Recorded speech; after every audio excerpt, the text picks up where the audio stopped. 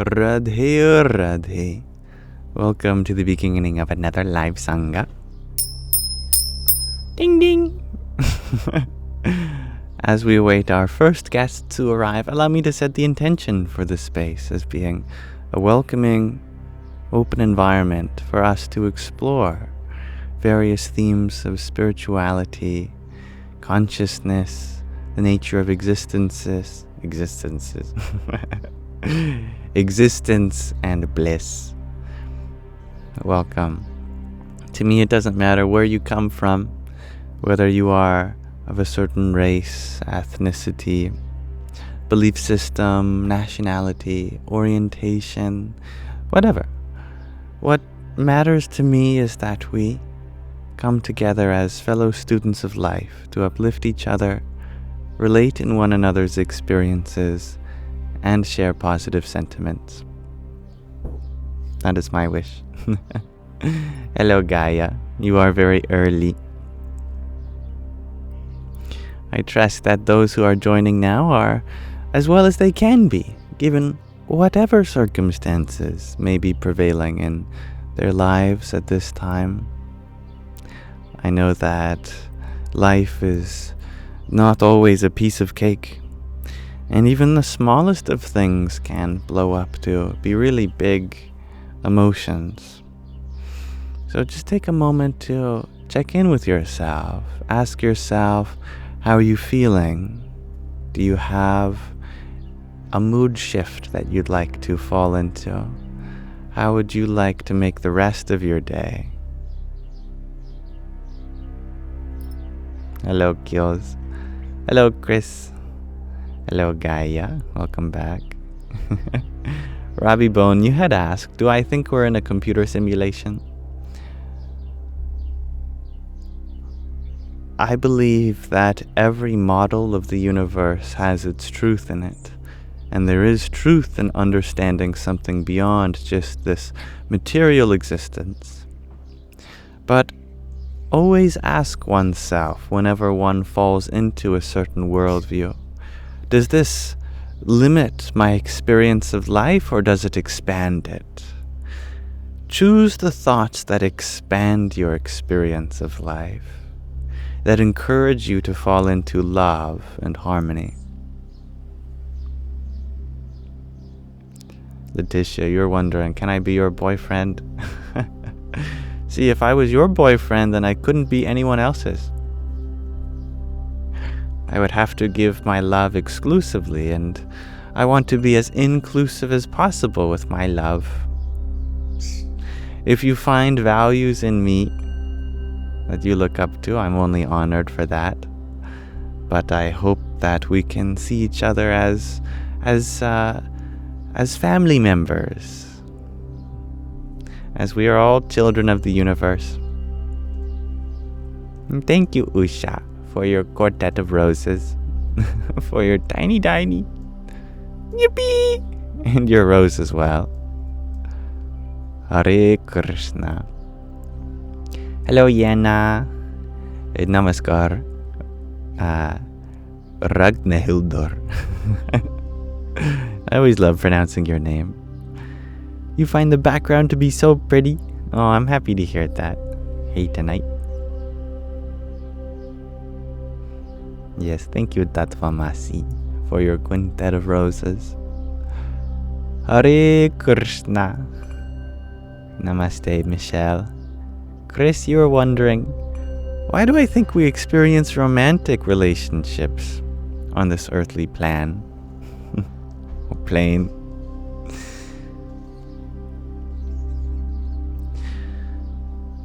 Well, fundamentally, we are here to connect with others and be vulnerable and minimize the distance between each other's hearts.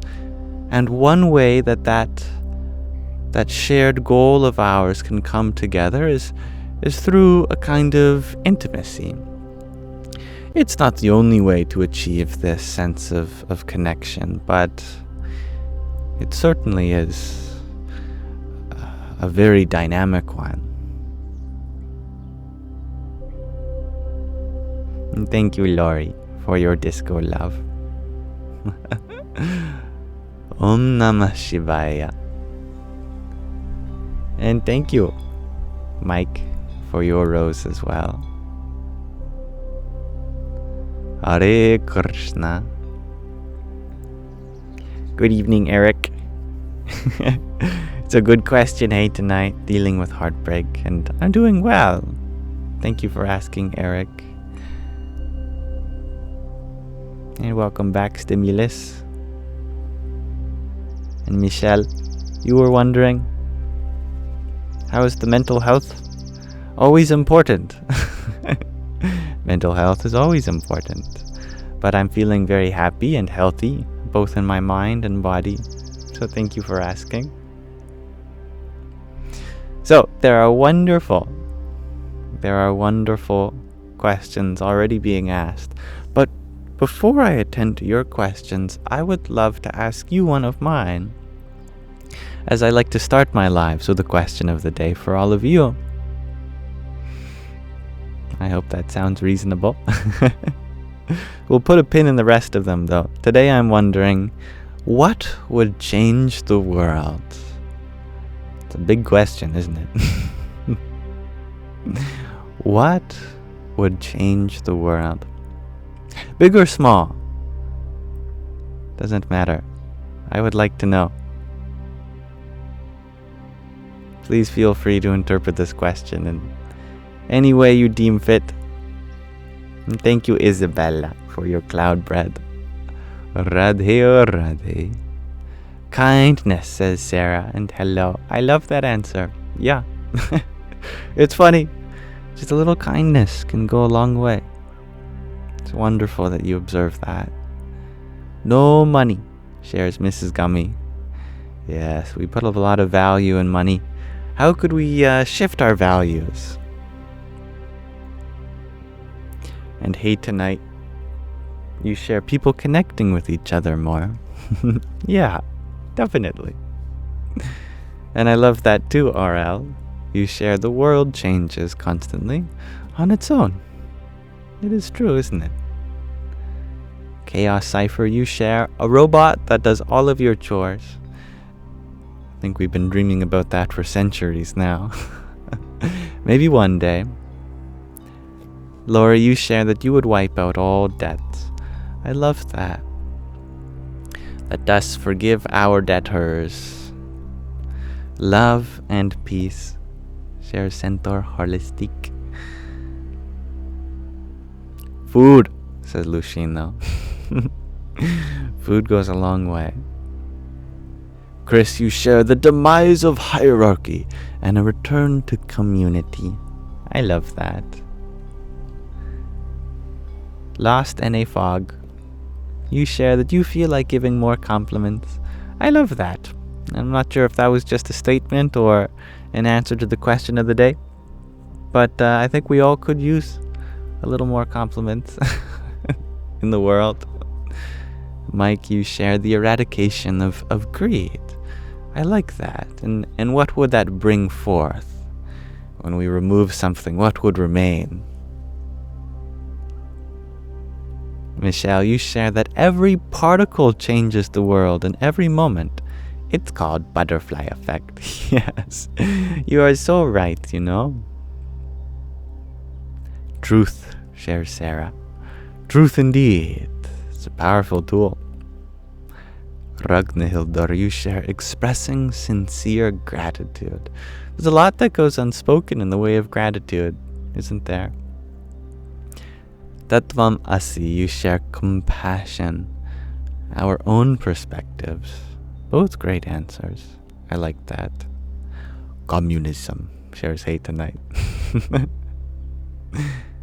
Gaia. I don't know if this is an answer or a question. I guess that's why you have an exclamation mark and a question mark. You share nomad. If we were a little more nomadic, that's what you mean. I think that could improve our ability to feel like everywhere is our home. I like that. More empathy, shares Laurie. You like the way I said your answer, Chris. Good. Right? Rage and love.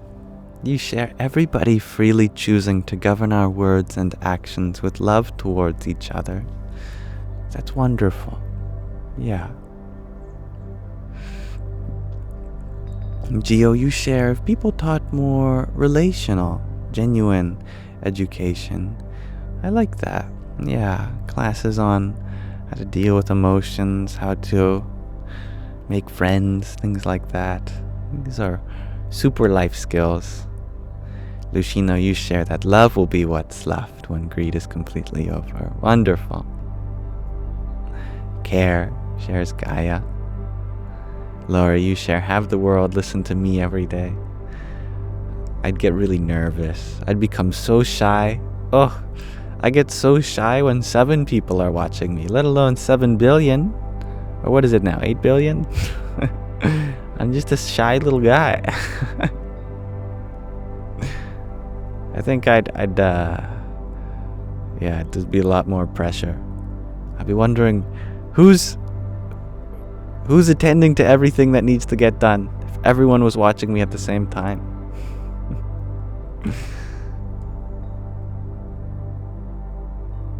Hare Krishna, you share that you think Sadhguruji's work is a good approach with practices with oneself. I like that. And inner engineering. Michelle, you share that existence itself changes the world. It's the nature of existence. I love that. A meteor, shares Sarah.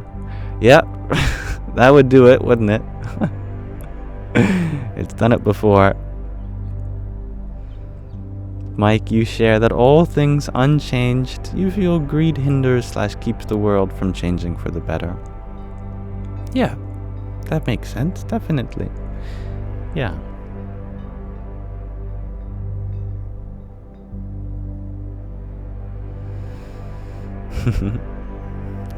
I like that question, Yeetus. I'm going to pause our answers for the question of the day for now. But thank you all for entertaining me and these wonderful answers. I'm very happy that we got to partake in thinking about some of the little things and some of the big things that can change the world, from something as simple as kindness to something as big as a meteor. I don't know which ones of us have the ability to redirect meteors. Not that you'd want to. But we definitely have the ability to add some more kindness to the world, and that is something we all can partake in, even 0.1% at a time. Just as we would want to see it, we become that shining example ourselves. So thank you.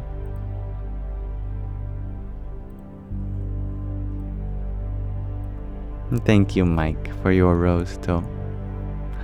Hare Krishna. Mike, you're wondering, what do I think? I agree with all of you. All of you shared such wonderful answers, and the biggest difference we can make in the world is within ourselves first. That if we want to add peace to the world, then it starts with this body, this mind becoming peaceful first. And then it spreads like a wildfire. A fire that does not burn, but purifies.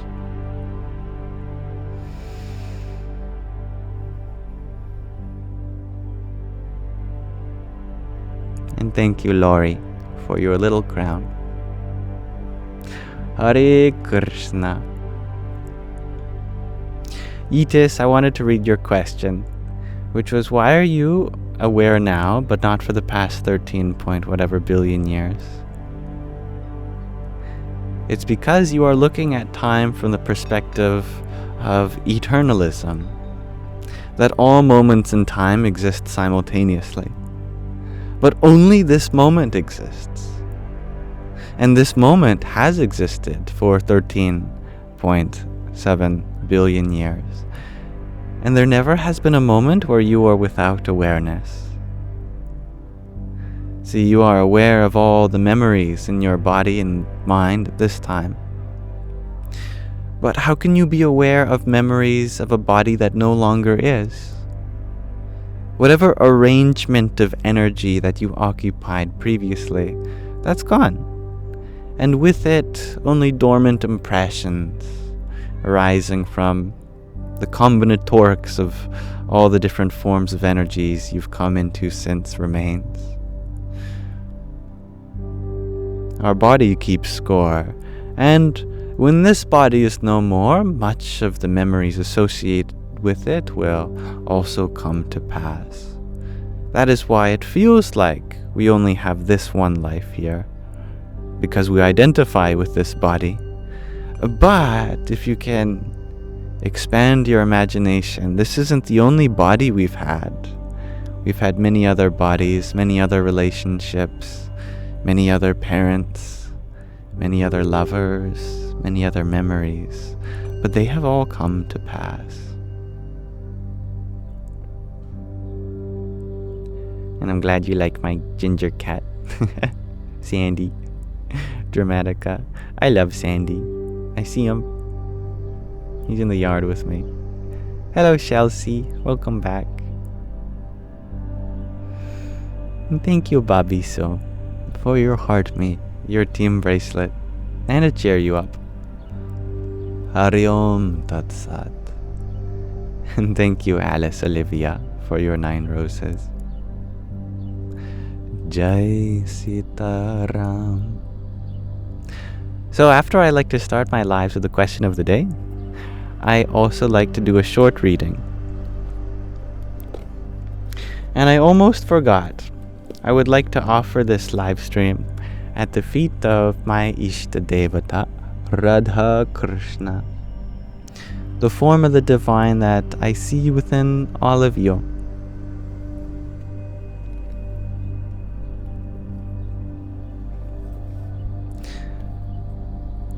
And for now, I'm going to read from a few short sections of this book that we've been partaking in together.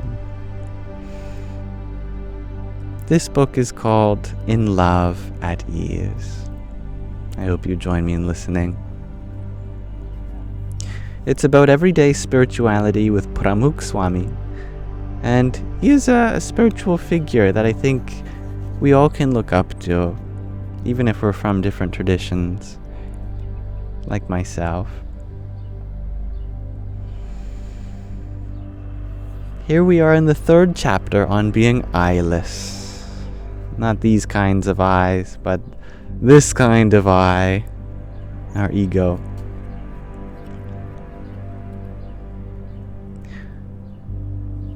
When making arrangements for devotees and visitors became difficult due to his age and expansion of the community, Swami Shri served spiritually.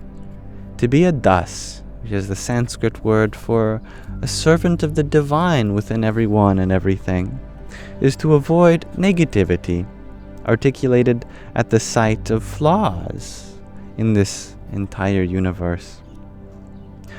Abhav Avgun, the act of noticing and sharing negative aspects of people's character and personality, in other words, toxic gossip, is one of the most pronounced form of disservice one can commit on the spiritual path.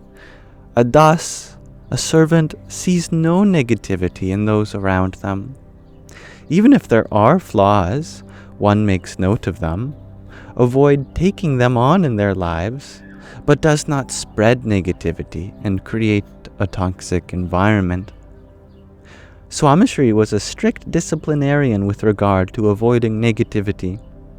Many times he said to me, "Okay, enough, change the topic. We have talked about the practical issues, so there is no need to belabor the negativity and make this personal.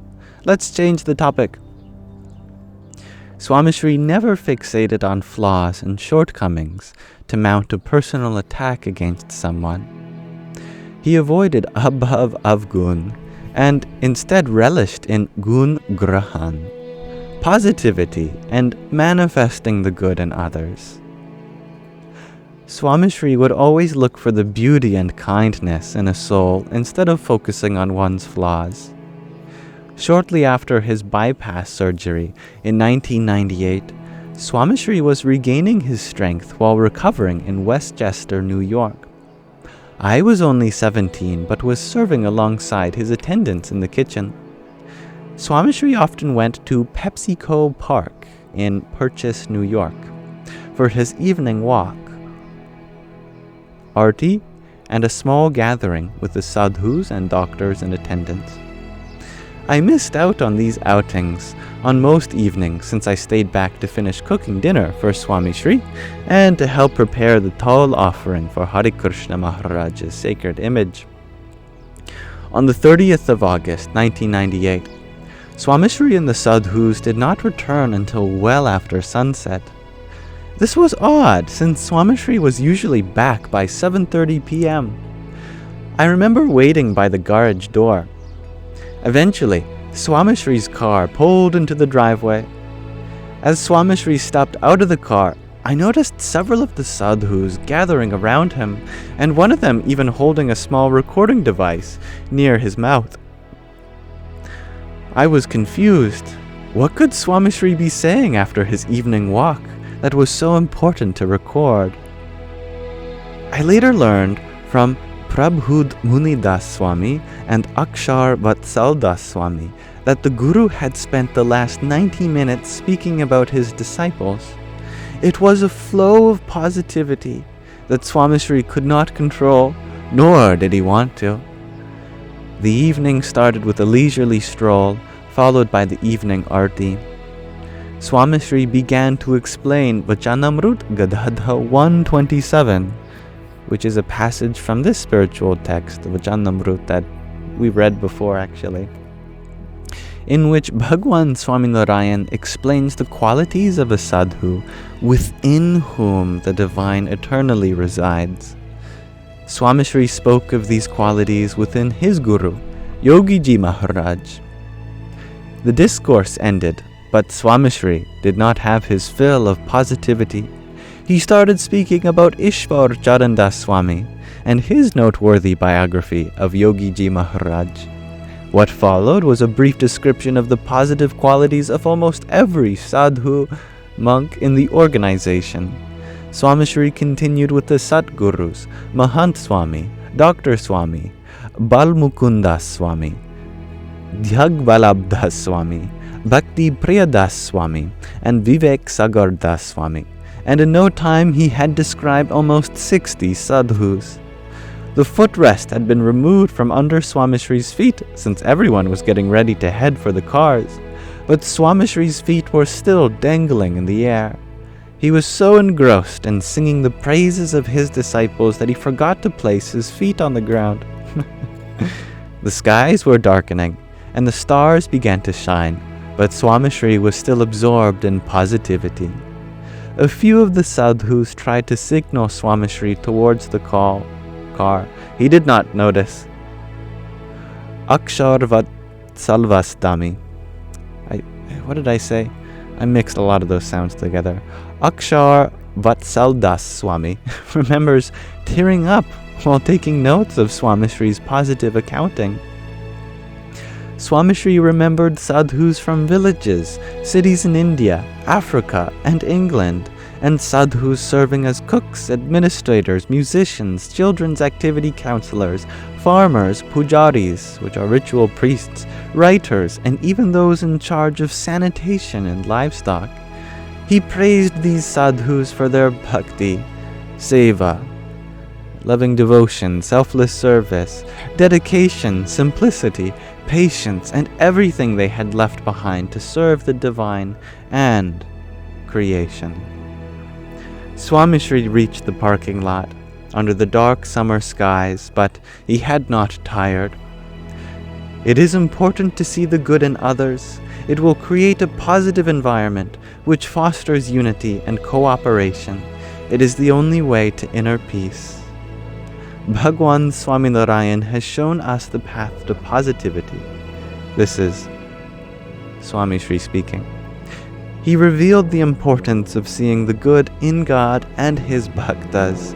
Seeing their praises helps us progress on the spiritual path. This is the greatest form of seva, selfless service. We should all engage in it.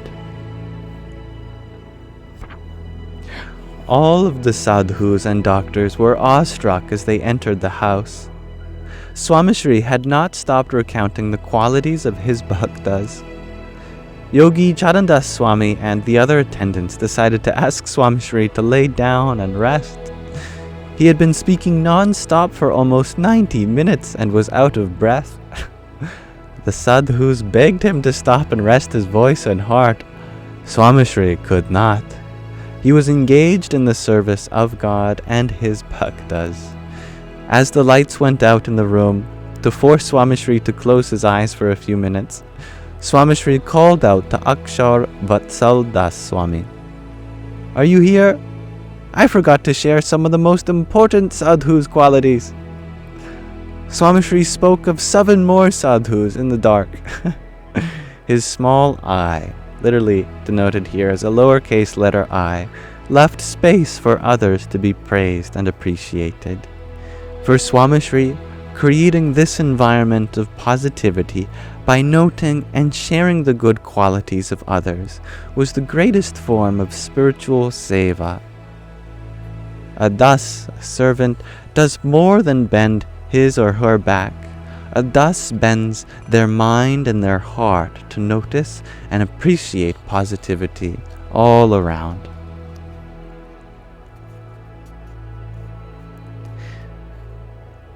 And let us pause our reading of In Love at Ease there for now. Thank you for listening. Hello, Marcy. You're purring so loud it shakes my screen.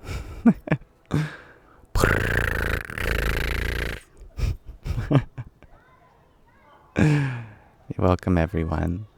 Oh yes, before I forget, let me minimize the book covers. That's for anyone who's curious what we were reading while we were reading. Hello, Patrick. Happy to have you here. And thank you so much for attending to my protocol for going off my medication. I very much appreciate that. And I look forward to reading your email.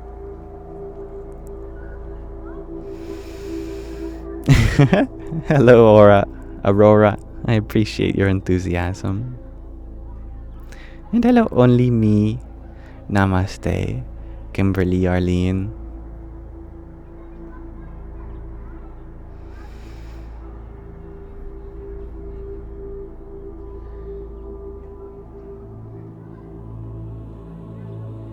Good afternoon, Joanna. I saw you slip in.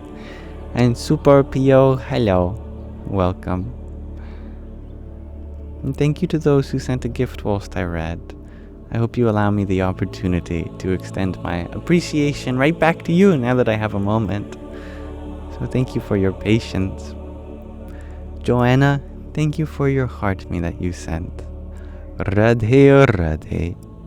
And Gina, hello. Thank you for your pair of roses.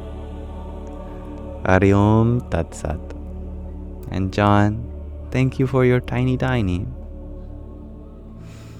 Yippee! And thank you, Looper, for your trio of tiny tinies. Yahoo! Hello, hip hopper, non-stopper. That's true. I did change the location again in my garden. See, I was getting too eaten up by the mosquitoes. It's clearly their territory. So I've moved back onto my deck. Thank you, Gentry. I appreciate that you find some nice qualities in my reading. You're a great listener. And thank you, Jared, for the travel with you. That's lovely. I'm so happy that you are here with me on our journey together. Hare Krishna. And Aurora, you share that you watch all my YouTube past lives They're like nourishment for your soul. I'm so happy that you've made use for them. I'm really glad that so many people have taken a liking to the recordings, even if they're not live. And Hannah, you like my cat in my profile picture. Yes, that's Sandy. I love Sandy too. Marcy, you share, you have the house to yourself. You can cackle in peace. I love that. Oh, isn't it nice to laugh? Express yourself without worry of who's listening. And thank you, Jared, for your heartbeat. Radhe, Radhe. And, I don't think I've watched Adventure Time, so I can't speak on Princess Bubblegum or Marceline. But I love the name of Princess Bubblegum. I think that's an awesome name. From the name alone, I'll have to go with her. James, you were wondering if there are any other gurus I follow. I love so many different teachers. From my own mother, my own father, and all of you. I love various different Swamis. Swami Taratmananda of the Arsha Bodha Center. Swami Sarva Priyananda of... what is it? Is it Hollywood? Or is it in the New York Vedanta Temple? I can't remember.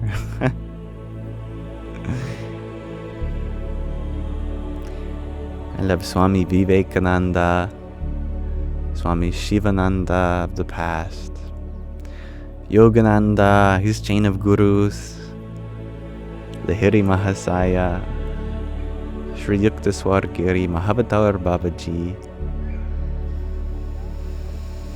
Oh, if I started enumerating all the people I look up to, I'd never stop.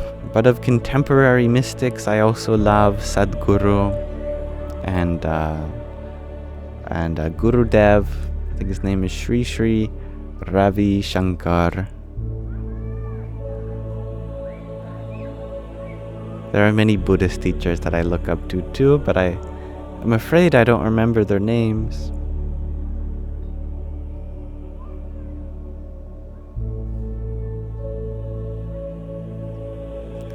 And Aurora, you share that I have a lot of mantras.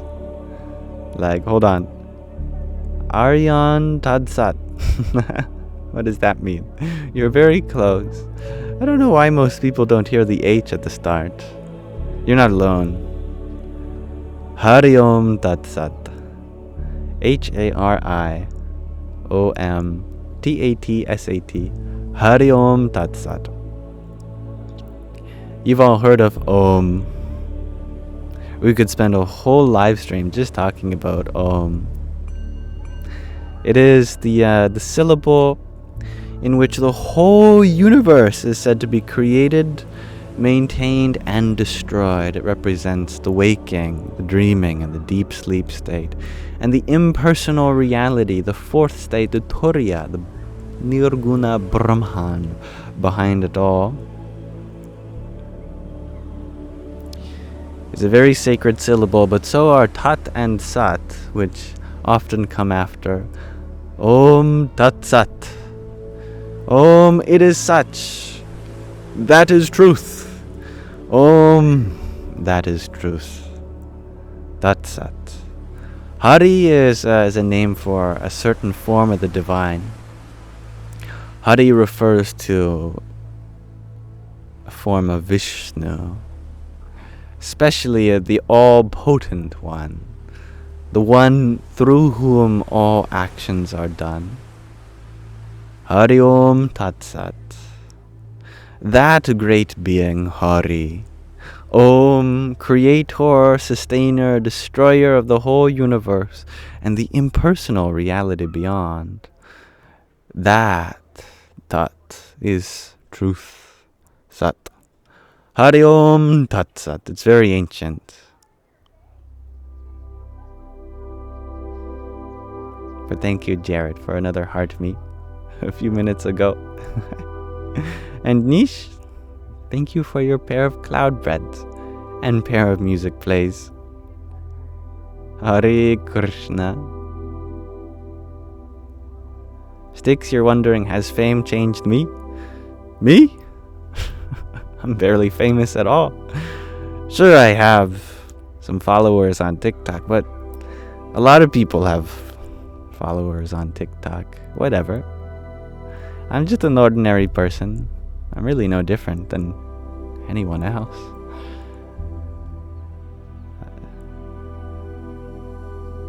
Truly. But yes, even still, when I know that my voice is going to be heard, it comes with a great responsibility. How I build this community determines greatly on my humility. If I build this community in such a way that fuels my ego, well then, I am not using the full potential here. Because the full potential is not about what I can do. It's about what we can do. And not us versus them, as if we are a community that's more special than others. But just because there is shared beliefs here, then that sharing is very powerful, and it means that we can bring a kind of harmony to the world, and that is my goal. And for that to really happen, I have to minimize myself and maximize all of you. I have to empower all of you rather than become empowered by you. That I hope to lift you up higher than my own seat, than see myself as a leader. And if my ego ever gets in the way of that, please let me know. I want you to humble me. I don't want my ego to grow.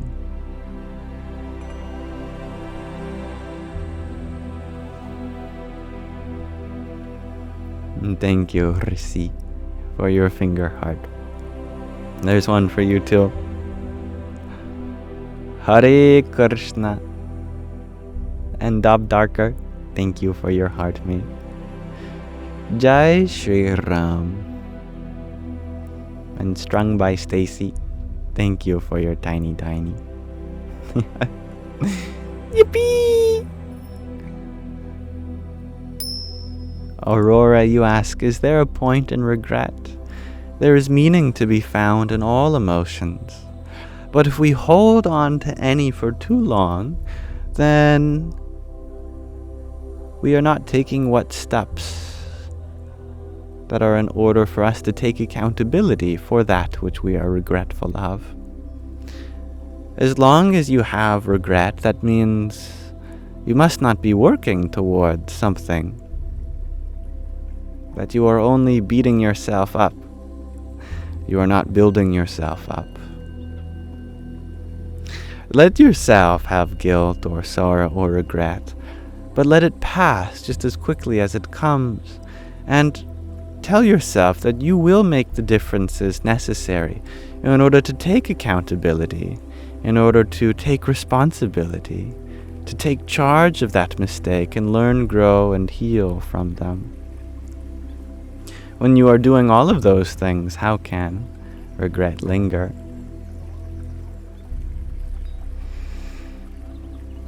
And thank you, Vanessa, for your trio of roses and another tiny.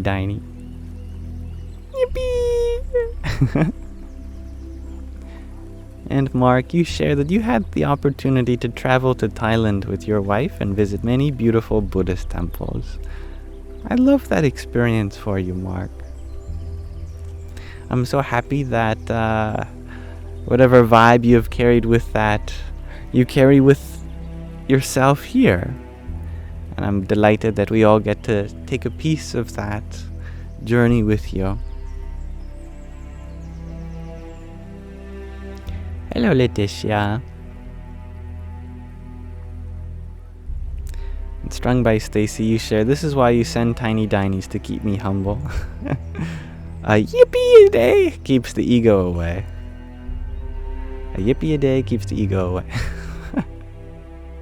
Doesn't it? Thank you, Maggie, for your hand hearts. Do allow me to extend my hand hearts back to you. I hope you know that you are loved and in good hands.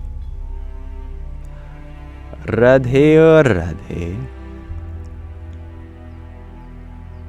G to Infinity, you share that going upside down is great because you get an injection of blood to the brain. That's fun.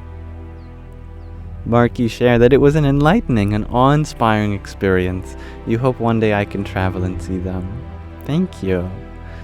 I hope that we all get that ability to expand our horizons, leave home to discover home somewhere else.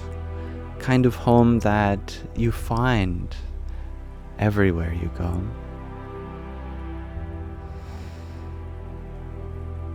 James, you're wondering, what's my opinion on Chiranjeevis? That sounds familiar. Would you remind me what that word means? I forget. And hello, Kat. Welcome.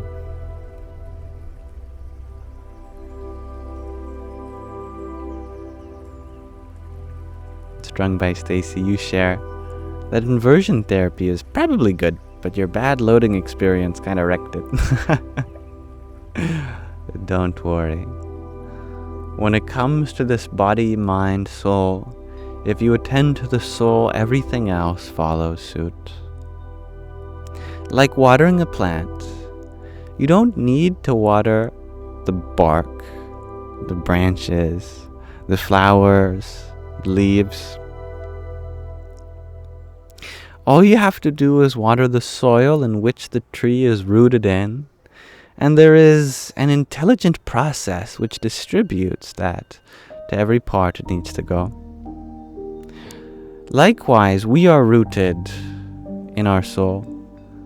Our body is like the flowers. Our mind is like the trunk. Or have I got it wrong? The body is like the trunk. The mind is like the flower which blossoms. Don't worry about physical health, mental health. When you give all your love to your own soul, it distributes itself intelligently through the bark to the flowers.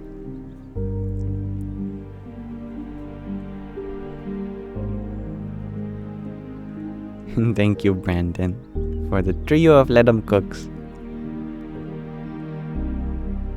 Hari Om Tat Sat. And Isabella, thank you for your 4 cloud breads. Hare Krishna. And Ingrid, you would like me to send you a kiss? Well, if I send you a kiss, everyone's going to want one. So I might as well send one on behalf of everyone. Therefore, you all get one.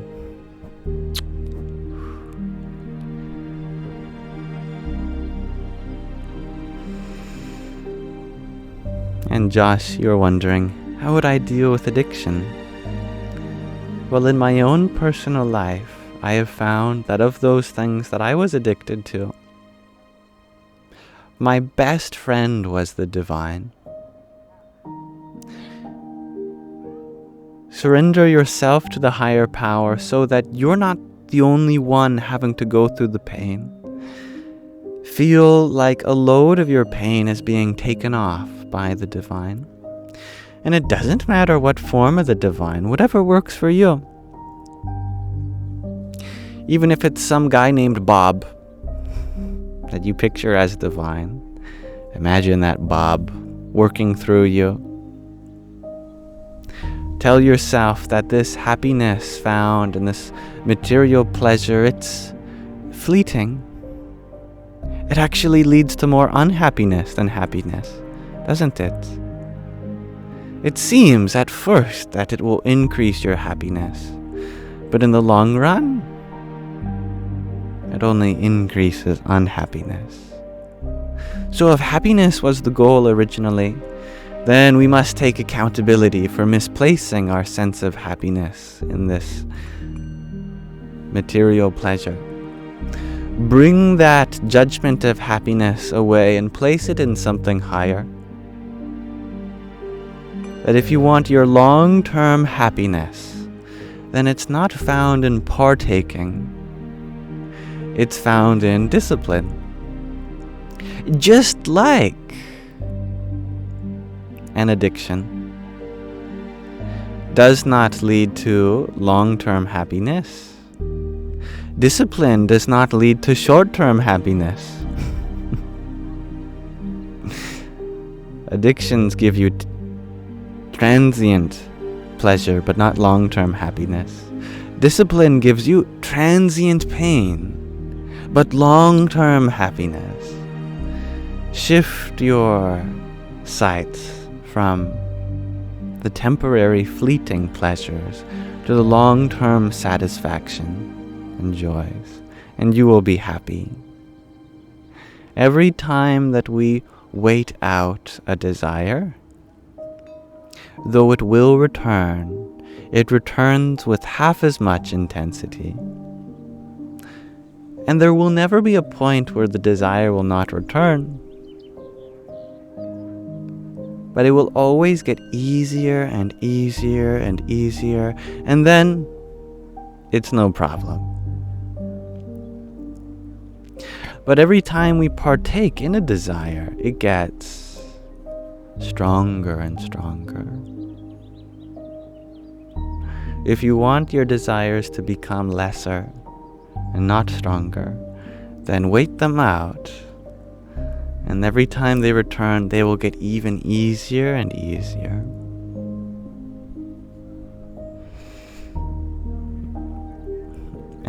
You're welcome for the kissu. I hope that helps. And thank you, Woo Woo, for your heart me. Hari Om Tat Sat. And Fei Witch, thank you for your heart me and cheer you up. Jai Sitaram. Rami, you share you're too mentally ill for self-discipline consistently. Don't limit yourself with such words. If you tell yourself this, eventually the mind will start to believe that. But while there's an opening, inspire yourself. Tell yourself that there's room for more consistency, because that's all you've observed, really, is that there could be more. But who you are in this moment, that's enough. Sure, you may not be as consistent as you want to be, but nobody is. Discipline does not mean that you succeed every day. It means that you show up every day, even if you go home a loser, because you're winning just by showing up. You tried. That's true discipline. You keep trying even if it doesn't work out. Free your mind. Affirm to yourself that you will try even if you're not consistent. Forgive yourself for every mistake you make, and love yourself. Slowly the mind gets this idea that it is not discouraged from success. It is empowered. I believe in you, Rami.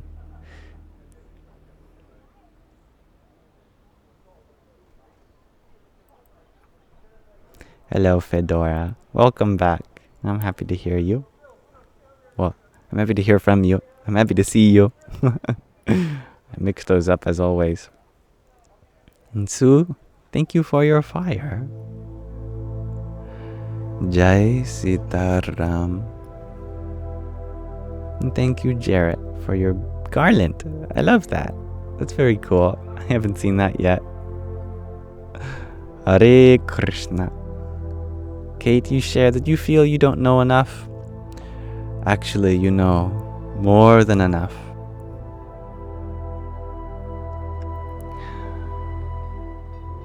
I know this because we all do. We spend so much time. That could be a new word, time. It means the time you've spent trying. So much time. We've all spent so much time trying to absorb something new. But do you see what we do there when we do that? We assume that we're not enough, that we're missing something. And that's the mistake. The mistake is not that we don't have something to make us whole. It's that we don't believe we're already whole. So what does this mean practically? It means you actually don't need another self-help book. You don't need that new course in whatever to be whole. You don't need to watch another video on this topic. You just must search within your own experience. It's all there waiting for you. That's where everyone gets it anyway. The knowledge must come from somewhere. If someone gets it from this person and that person and that person, eventually that chain must stop at someone's own self-experience. And your self-experience is not less than anyone else's. Your self-experience is full of so much wisdom. We just need to dive into that ocean and start processing it. Instead of reading from the words of others, let us write from the depths within.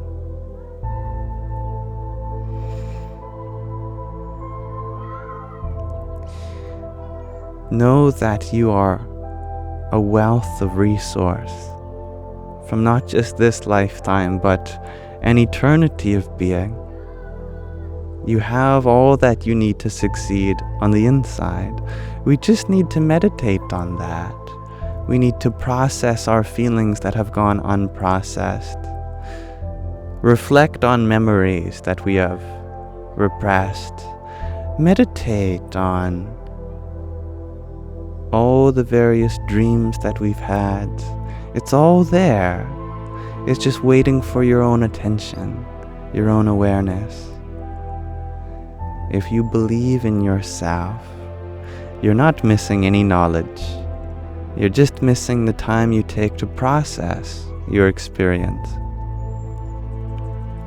In our society, we have a consumerism that we need something new. But what if I told you you have everything for your liberation? All you have to do is begin sifting through what you've collected so far and start putting the pieces together.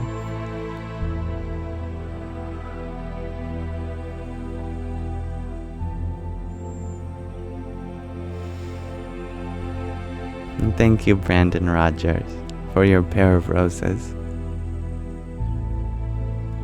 Hari Om Tat Sat. And thank you, Fedora, for your rose too. Hare Krishna. And Esther, thank you for your rose. I love that, Mark. To understand the universe, look with it. James, you're wondering, have I been to Dwarka? I don't know. Where is Dwarka? If it's within this moment, then we've all been.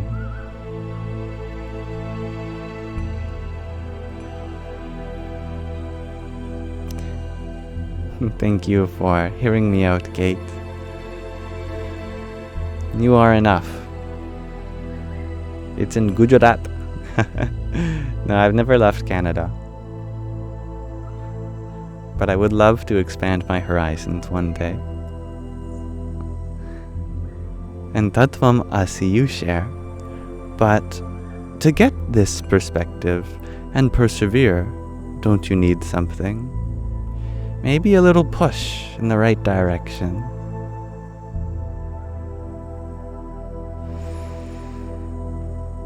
You just need to be looking in the right spot. But that spot is already available to you. It's not missing from your experience.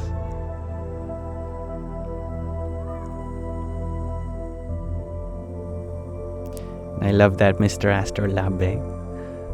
God is truth itself, and consciousness of it is bliss. I like that. To be aware of the source is to be blissful. To be blissful is to be aware of the source. And that's right, Stacy. I am planning a trip to India. So perhaps even this year I may visit Dwarka. We shall see. And woo, you are wondering, was Krishna from Africa? He is described as black. So he's blue and tall. Very close to Gujarat. Krishna was not a man. He was divine. The dark color of the deities of Hinduism is symbolic. For Shiva, it represents the ashes on his skin and his blue throat for swallowing poison so that humanity didn't have to. For Krishna, it represents space. Krishna is the abyss beyond. He is not black in skin color. He's black in symbolism because he represents the space which contains it all. Similarly, the goddess Kali. Kali literally means black, but it also means time, referring here to space and time. Space and time are of no color. So if you were choosing to describe the personality, the personification of the divine, what color would you choose? Either black, white, or everything in between. This is where Krishna gets his color from. From the colorless, all colors arise.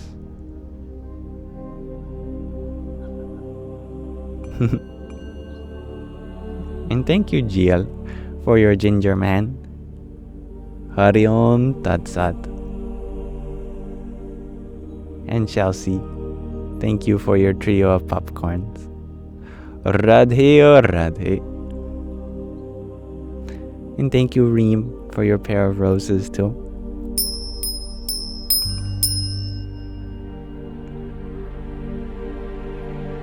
And thank you, Mark, for your heart me.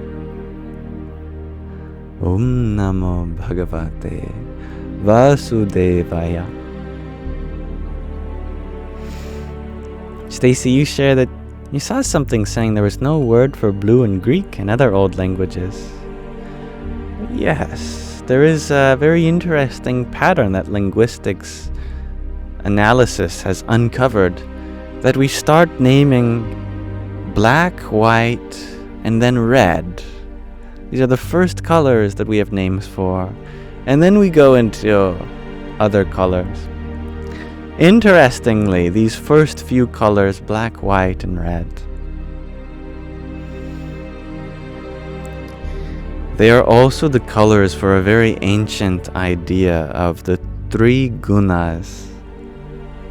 In ancient Vedic texts, when you hear of the three colors being spoken of, they refer to darkness, which is tamas, lightness, which is sattva, and rajas, which is red, passion. It is said that all things in existence, material existence, is comprised of white, black, or red, of darkness, light, or passion. It's a very old idea. It's interesting. Reminds me of a joke. What's black and white and red all over?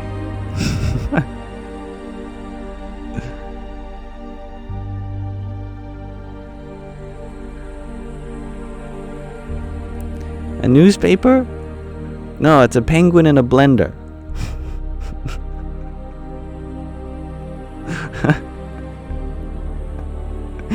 See, that's a joke about a joke. Yeah, poor penguin. And thank you, Vanessa, for your finger heart too. Radhe or Radhe. And thank you, Mark, for your heart me. Jai Sitaram. And thank you, Esther, for your trio of roses also. Hare Krishna. Rami, you share that you thought it was an embarrassed penguin. I love that answer even more, actually. That's great. Mr. Astrolabe, you ask, is color time information? Is color time information? Well, you get the color of something by the frequency of light. And the frequency is very much related to time of an individual photon, a unit of light. It has a certain vibration to it. Depending on how frequent something vibrates, that changes the color from red all the way to violet. And then even above that, ultraviolet, we cannot see, or below red into the infrared, we cannot see either. But it is the frequency component of light that determines the color indeed. You certainly wouldn't have color without time. You'd have nothing without time, since everything requires vibration. Color is a vibration of the electromagnetic field. The vibration of molecules is probably what determines taste and smell to some extent. The vibration of heat is what gives rise to, the vibration of atoms, kinetic energy, gives rise to the sensation of hot and cold. The vibration of sound gives rise to hearing. The vibration of air gives rise to sound. All of our senses rely on vibration. So without vibration, what's left?